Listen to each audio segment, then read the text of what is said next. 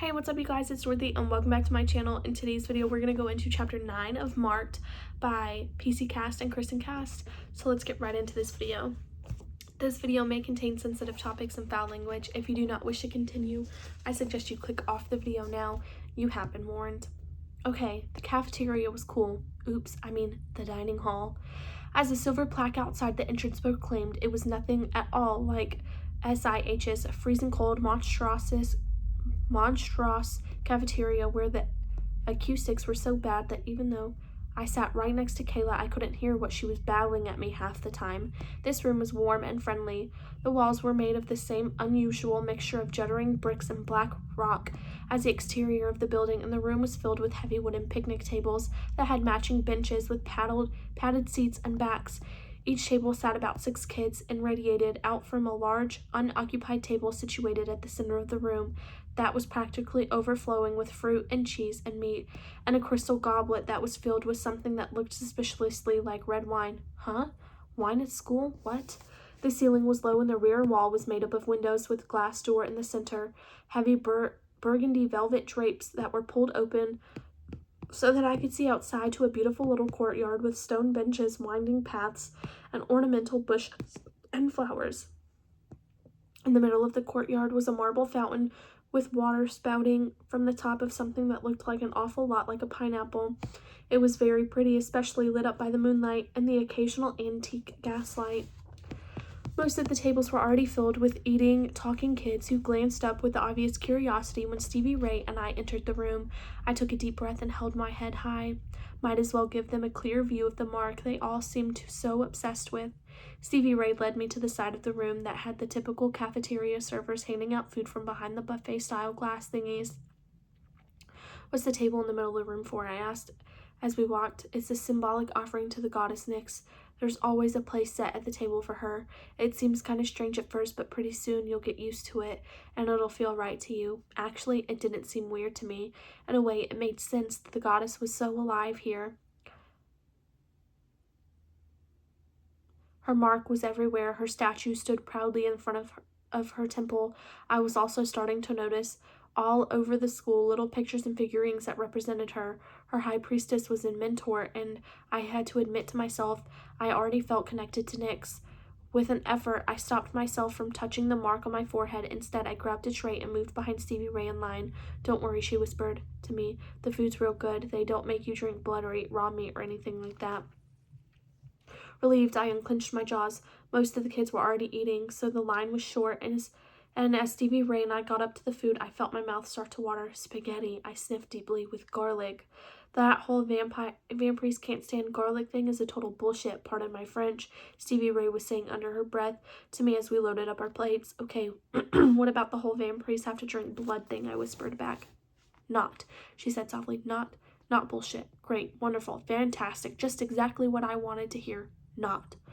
Trying not to think about the blood and whatnot, I got a glass of tea with Stevie Ray and then followed her to the table where 2 other kids were already talking animatedly while they ate. Of course, the conversation totally stopped when I joined them, which didn't seem to faze Stevie Ray at all. As I slid into the booth opposite of her, she made introductions in her oaky twang. "Hey y'all, meet my new roommate, Zoe Redbird. Zoe, this is Aaron Bates." She pointed to the ridiculously pretty blonde sitting on my side of the table. "Well, hell, how many pretty blondes could one school have? Isn't there some kind of limit?" Still in her matter-of-fact oaky voice, she went on making little air quotes for emphasis. "Erin is the pretty one. She's also funny and smart and has more shoes than anyone I have ever known." Erin pulled her blue eyes away from staring at my mark long enough to say a quick hi. "And this is the token guy in our group, Damian Maslin, but he's gay, so I don't really think he counts as a guy."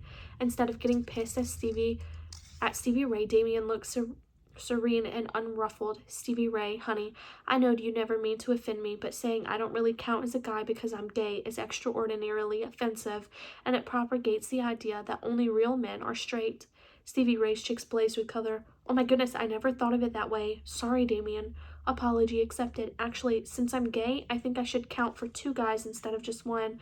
I mean, and me, you get the male point of view, and you don't have to worry about me wanting to touch your boob." He had a smooth face that was totally zit-free and dark brown hair and eyes that reminded me of a baby deer. He was cute. He was also noticeably trying not to stare at my mark, which I appreciated. You're totally right, Damien. I hadn't really thought about it like that either, Stevie Ray said through a bite of garlic bread. Don't worry, Zoe. We're almost normal, Damien said. And we're desperately glad you finally got here. Stevie Ray's been driving everyone crazy wondering what you looked like when you got here. If you'd be one of those freaky kids who smell bad and think being a vampire means seeing who can be the biggest loser, Aaron interrupted, or wondering if you'd be one of them, Damien said, cutting his eyes at the table to our left. I followed his gaze and felt a zap of nerves when I recognized who he was talking about. You mean Aphrodite? Yeah, Damon said, and her stuck-up flock of psychopants? Huh? I blinked at him. Stevie Ray sighed. You'll get used to Damon's vocabulary obsession. Thankfully, this isn't a new word, so some of us actually know what he's talking about without having to beg him for a translation. Again, sycophant, a servile flatterer. She swinged proudly, like she was giving an answer in English class. Whatever. They make me want to retch, Erin said without looking up from her spaghetti.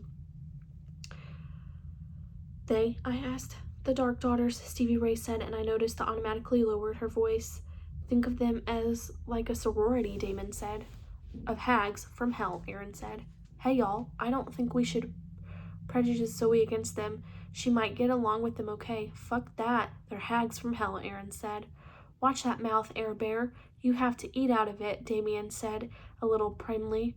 Incredibly relieved that none of them liked Aphrodite, I was just getting ready to ask for more of an explanation when a girl rushed up with a big huff, slid herself in her tray into the booth beside Stevie Ray. Her flawless skin was this beautiful golden brown.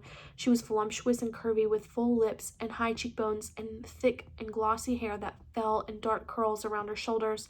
Her eyes were so black they looked like they didn't have any pupils. Okay, please, just please, did nobody... She stared pointedly at Aaron. Think to bother to wake me the hell up and tell me that we were going to dinner?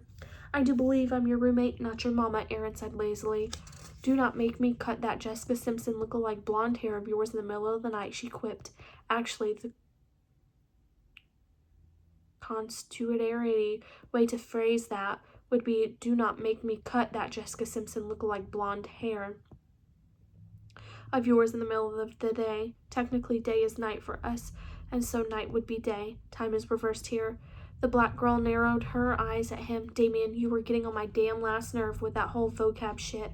Shawnee, Stevie Ray broke in hastily. My roommate finally got here. This is Zoe Redbird. Zoe, this is Aaron's roommate, Shawnee Cole. Hi, I said through a mouthful of spaghetti when Shawnee turned from glaring at Aaron to me.